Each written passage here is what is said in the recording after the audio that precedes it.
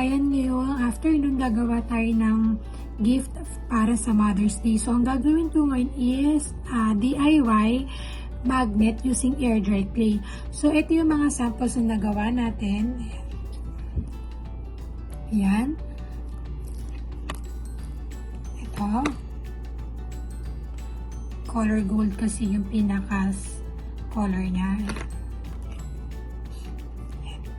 So, ang materials na kailangan natin is clay, rolling pin, mica powder, and then itong clear stamp. Siya yung i-stamp natin sa clay. So, ganito siya.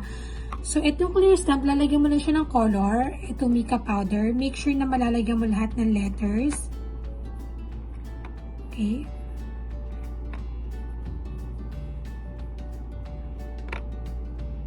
Para pantay yung pagkakastamp niya.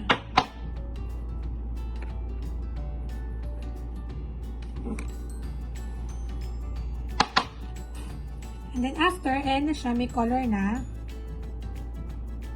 Yan. I-stamp ko siya sa pinaka-clay. So, i-stamp ko na siya. Huwag masyadong madiin.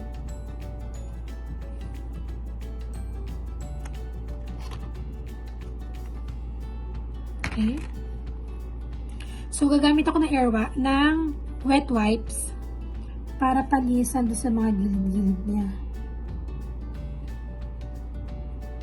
So, eto na siya.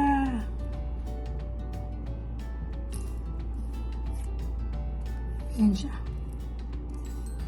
So, ang gagamitin natin para magkaroon siya ng design, gagamit tayo ng ano to, ang tawag dito, cutting, para siyang ginagamit sa pang-bake. Yan. Yan. Para panggamit ng cookie. So, kakat ko na siya. Gusto ko may design yung gilid. Ganyan.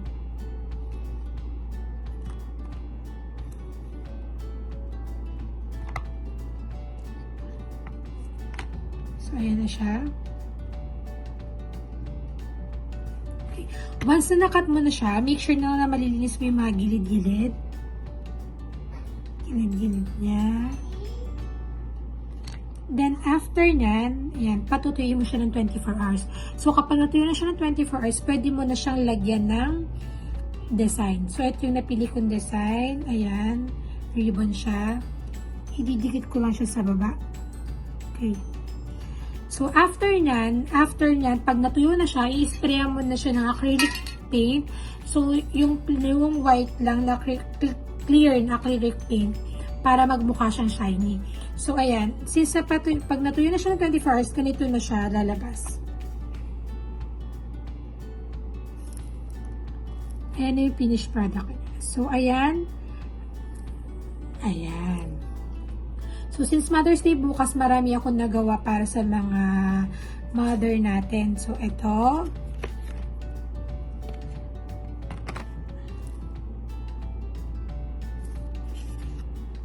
Ayan. This one. This one. This one.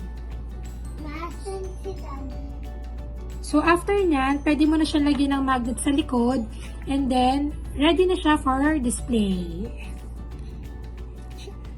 Thank you!